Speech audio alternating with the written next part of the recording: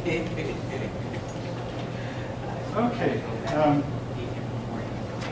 What chapter are we at? I'm now about to start chapter 8. Oh, we're about to start 8? Yeah, I've finished chapter 7. I mean, your book again goes into a whole lot more detail. But again, I discussed with my department head, and he said the same. Get the high points, get the best you can. I mean, he said I should skip a bunch of chapters and start maybe on chapter 6. I don't want to do that. I mean, I think it's important. So I'm going to talk about Burgoyne's army in Saratoga, the Southern strategy, and then the war ended.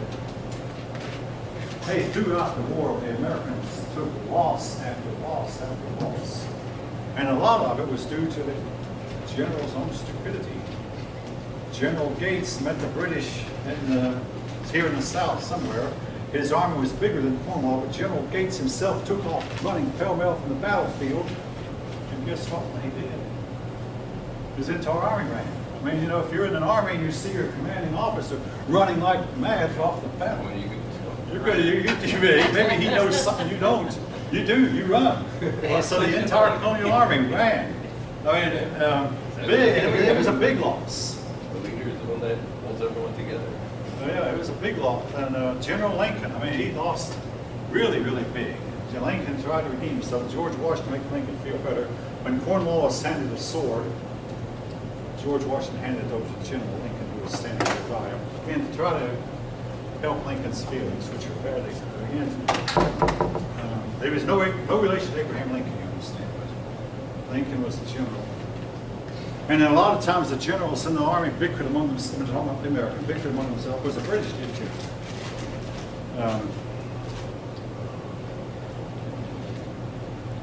Treaty of Paris. And then they got, big net here on why the British lost and the stuff I've named. All right, we're going on to chapter 8. Now, folks, sometimes winning the war is easier than building the nation afterward. Like I was telling my son here the last time I saw him a few days ago, it's one thing for a ball player to make the team, but once he's made the team, he's got to make that team a winner. And sometimes that proves harder than making a team. We had to build a nation, and that proved difficult. The colonials' first attempt to build a nation is called the Articles of Confederation. Let me see if I can find my place here.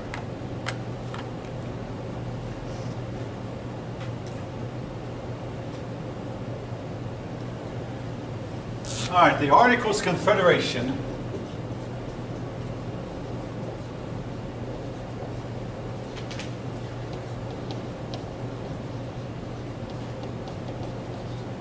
it was the only thing we had at the time that resembled a central government. We were under the Articles for 10 years. And during that time, we were under the Articles of Confederation. The power resided with the states. One British diplomat said, should I write one treaty with you or 13? Indicating that, hey, should I make 13 treaties, one for each colony? The Articles of Confederation had no power to coin money, no power to enforce treaties, no power to even raise taxes. All that was done by the states. The only way the Articles of Confederation had to raise money was they could sell lands that we'd gotten from the West. There was the lands, places in like Tennessee and Kentucky and Ohio and Indiana and Illinois and Wisconsin and Minnesota, those territories that nobody hardly lived in yet.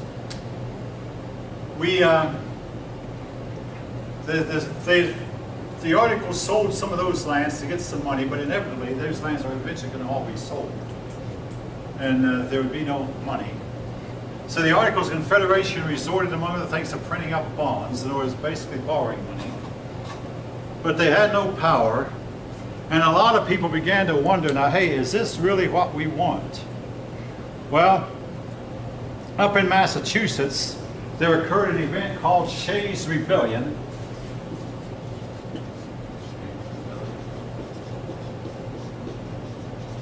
Shays' Rebellion let the people, particularly the rich people who owned things, hey, the federal government has no power to protect our property. The federal government has no power to protect our lands. And if a bunch of mobsters get up and decide, I was going to show you, it was a group of mob that got together and started rioting in the streets and destroying things, and the people, well, hey, there's no law, nothing to prevent the people from destroying and looting and rebelling. Shays Rebellion, they were rioters. They were riot. Yeah, they riot. It was a rioting, a big riot, where a bunch of people got together and rioted, and they were rioting over some issues, including paper money, because they said that we want to be able to pay our debts with paper money, and now that the colonials were free, they wanted gold and silver, just like the British had. I mean, people. Thomas Jefferson was a classic case. As a young man, Thomas Jefferson rebelled against authority. As an old man, he said, "I'm boss around here, and I'm going to be obeyed." This is documented. As a young man, again, he was a rebel. As an old man, he insisted that he was in charge. He became president of the United States. You may recall, third president. Anyway, Shays Rebellion was basically where it's like the movie, I keep referring to this movie, The Patriot, where the main character, Patriot movie, says, what's the difference in having one tyrant 3,000 miles away or 3,000 tyrants 1 mile away? You know, he said, you're just going to replace the king with another form of tyranny. And to some extent he was right, except the difference was the tyranny was people who lived and worked among us, who understood us, who were just like us, who were like us. Rather than have a king living 4,000 miles away who did not understand our issues. And also keep in mind there were no instant communications, so if a problem occurred, by the time the king heard about it, 4 months had passed. By the time he could respond to it, 4 more months had passed.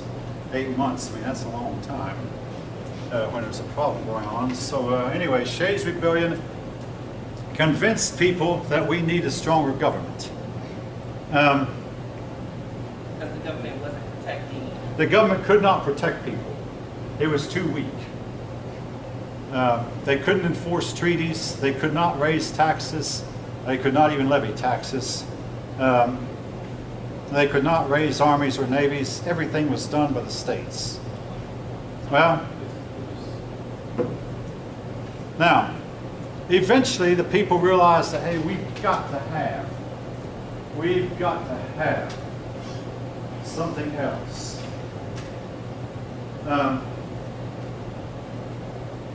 So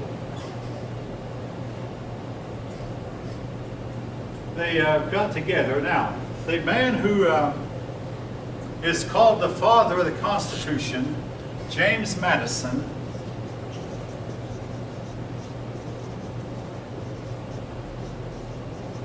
went with a plan. Now, make a long story short. When some people realize we have to have a better constitution, James Madison came with a plan called checks and balances. He said there'll be 3 branches of government, and also the main branch, the legislative branch, will have 2 houses. Again, this was patterned somewhat after English government, where they had 2 houses, the House of Lords and the House of Commons. We have 2 houses, a lower house, representatives, and an upper house, the Senate. The senators are generally considered more powerful because senators serve for 6 years, representatives have to be elected every 2 years. Yeah, so it's like the persons in the House are on their way up. Senators have arrived at the top. Because most men who get to the Senate never get any higher. Of course, most men who get to the House don't get any higher either. And some people make a career out of the House of Representatives. They go there and stay there for many, many years, but eventually they have trouble at home and get unelected. But anyway, James Madison had a plan, and he is oftentimes called the father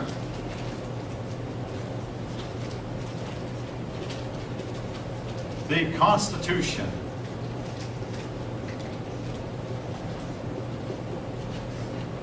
Father of the Constitution.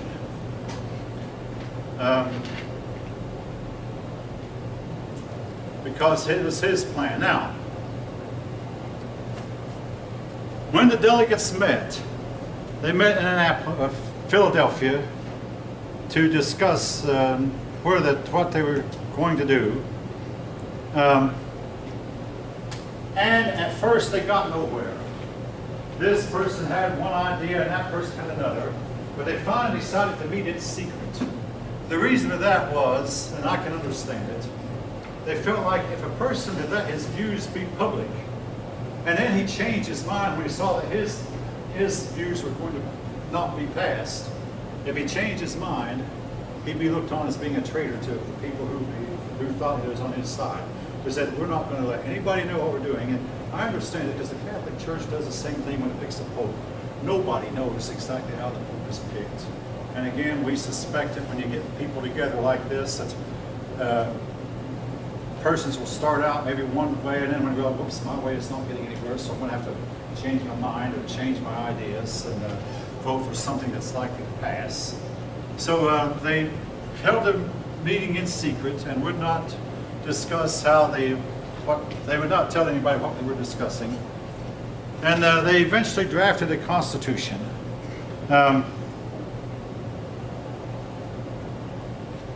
Now, they had some problems, and one of the big problems was what to do with these slaves living in the South. Of course, keep in mind at this time all your states had slavery legal, but there were not that many slaves in the North. That's why the North had an easier time outlawing slavery. There just weren't that many to begin with. In the South, there were a lot of them. And should the slaves count for representative purposes, or should they count for tax purposes? Well, the South said when it comes to counting, so we want them to count for representative purposes, in other words, to give more representatives in Congress, but we don't want them to count for taxation purposes. And the Lord said, hey, that's not fair. So they finally worked out what's called the 3/5 compromise. 3/5, where the slaves would count for both taxing and for representation. Basically, every 5 slaves counted as 3 persons for both taxation and representation. And again, if you think that's unfair today, we do too. Because again, you've got to judge these people, folk, by the time they lived in. This is one thing that was emphasized to me when I was young. If you try to judge these people by 21st century standards, they don't come up to standard. But if you have to judge them by the time period they lived in. Now, also in the Constitution, you won't see the word slave. Somehow they call slave by 2 names, such persons or other persons.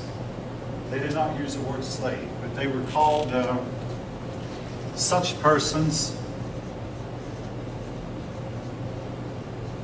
Were in one place other persons. And again, if you look at the Constitution, those words are still there.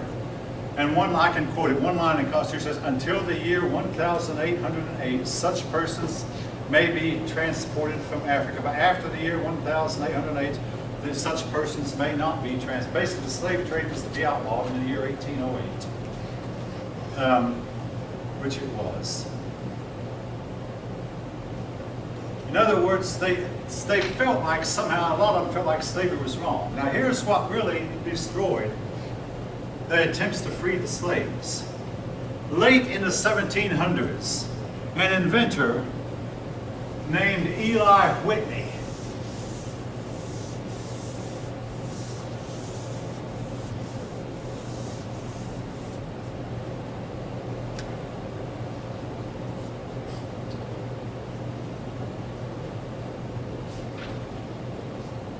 invented the cotton gin. What? All right, the cotton gin was a way that they could separate cotton from the cotton seed. Now, before this time, this had to be done by hand.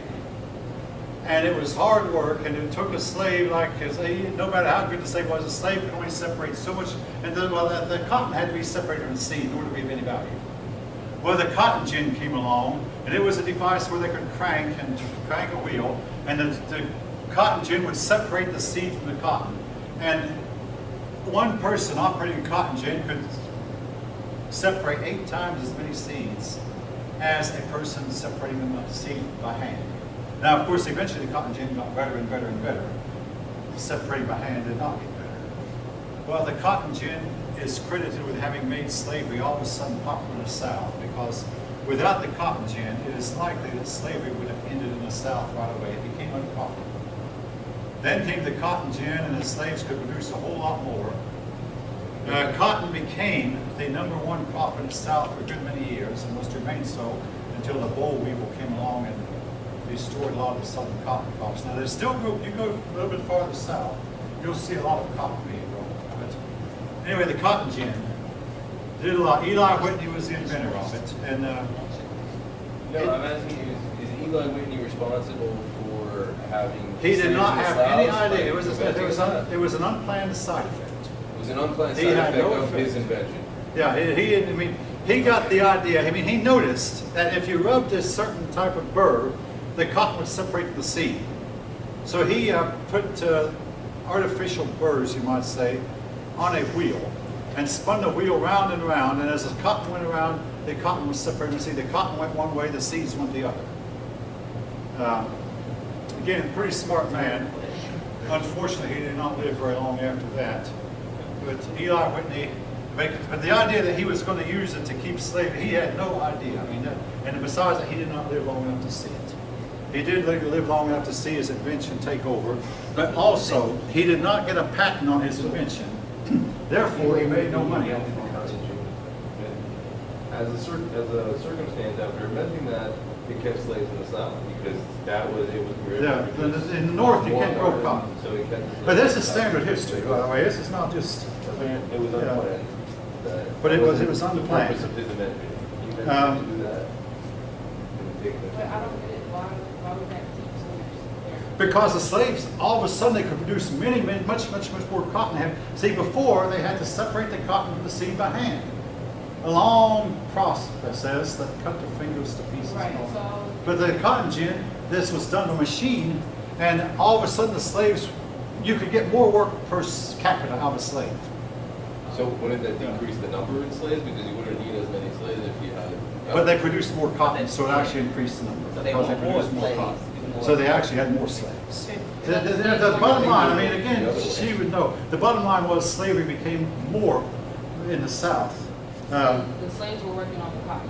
The slaves were working, well, they were working the cotton fields. They were operating. They were up, and then the slaves operated the cotton gin.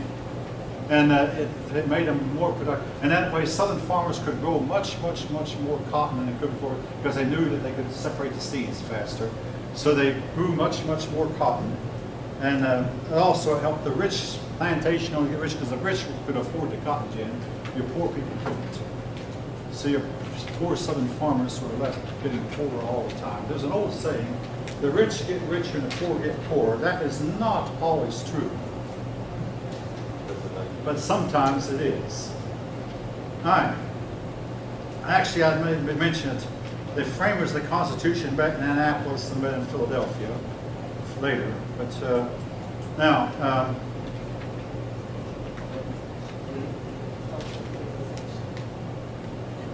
okay, anyway, to make a long story short, the Constitution was eventually drawn up. But then they had to get the states to agree to ratify it.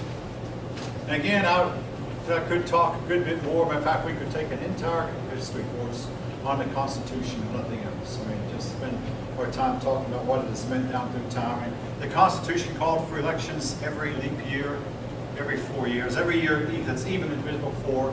Every even numbered year there'd be elections to the House, and 1/3 of the senators would be elected every 2 years. 1/3 the other 2, and 1/3 the other 2, to where all senators would be elected every 6 years. But the senators were staggered. In other words, it wasn't like you always elected every senator in 6 years. In the case of the Senate, we'll elect 33 senators in the next election, 33 the year after that, and then 2 years after that, and then 34 the 2 years after that.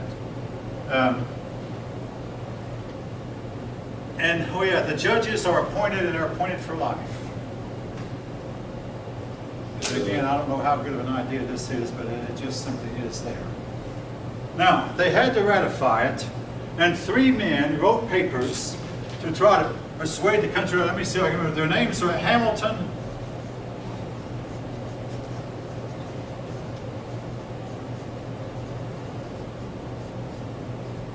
John Jay,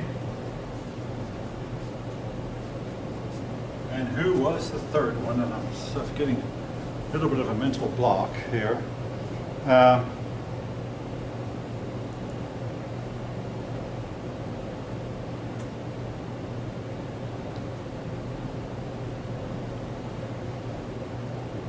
right, Hamilton and Jay, and regrettably, I can't think of the third man's name. All right. Anyway, 3 men wrote the Federalist Papers to try to get the Constitution ratified.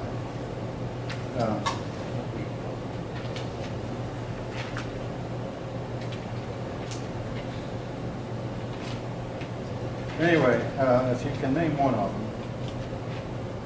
I believe the third one What was it? Who were the 3 people who what? that wrote the Federalist Papers. James, let's see, Alexander Hamilton, John Jay, James Madison. Okay, Google.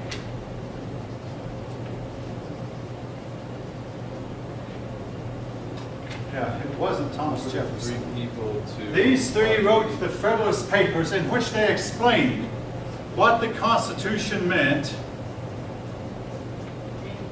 Was James Madison? Yeah. Now, if any of you, let's see, if any of you found that those names, where is the Federalist Papers? Federalist Papers?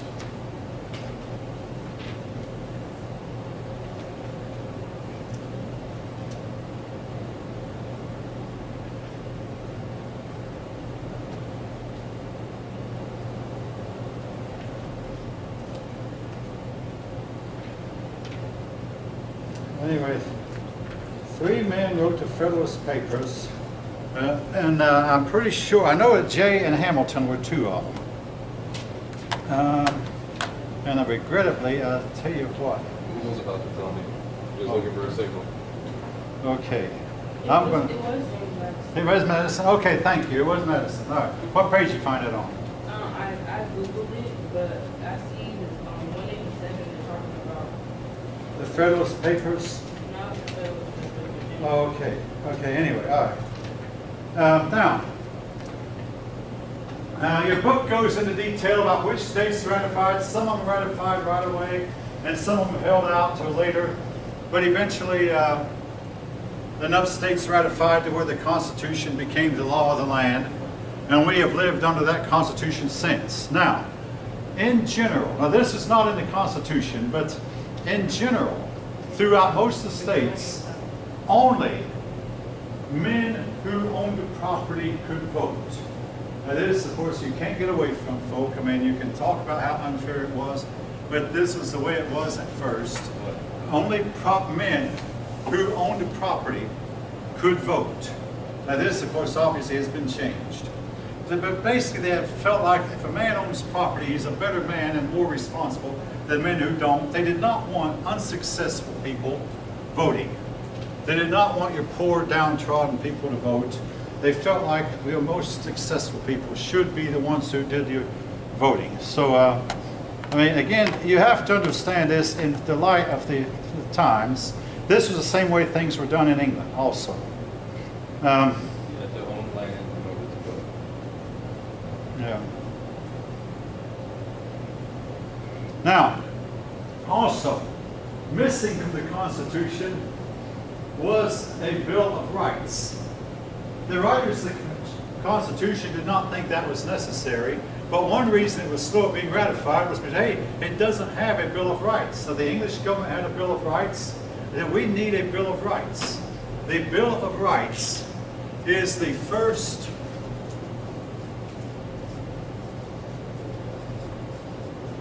First 10 amendments.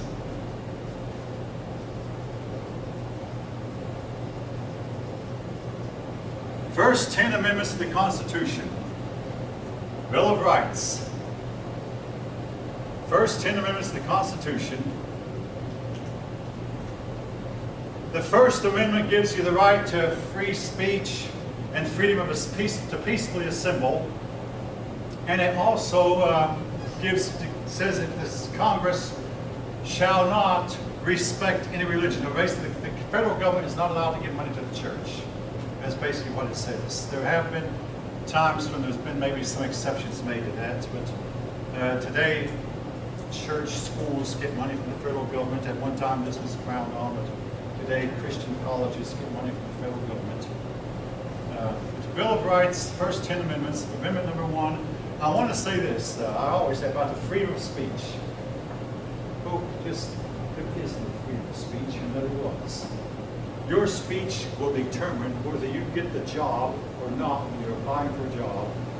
If you run for office, your speech will determine whether you get elected or not. Your speech will determine whether you get married or don't, and whether you stay married. If you get married, oh yes, yes it will. You cannot just open your mouth and say what you feel like. You've got to learn to use restraint in anything you do.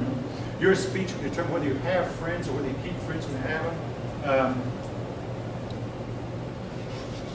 And of course, it seems to be like every day there's been all kinds of restrictions. I mean, I'm supposed to have academic freedom. But believe me, there's a whole lot of things I'd like to say that I simply don't dare. No, my point is that freedom of speech is that I have the right to say whatever I want. Now, people wanting to hear that, that depends on the people, the friends you keep around. Freedom of speech is still there. You have the right to say whatever you want. You may not have friends after you say what you want, but you have that right to say it. You can lose your job with what you say too. You could lose your job You too, can. but again, that's your freedom of speech. Now, you can choose to use it wisely, or you can choose to use it unwisely. Okay, That well, is a okay, freedom of well, speech. good, that's a good point, but somehow or other, if saying certain things are going to cost you your job or going to cost, somehow or other, I don't feel free to do that.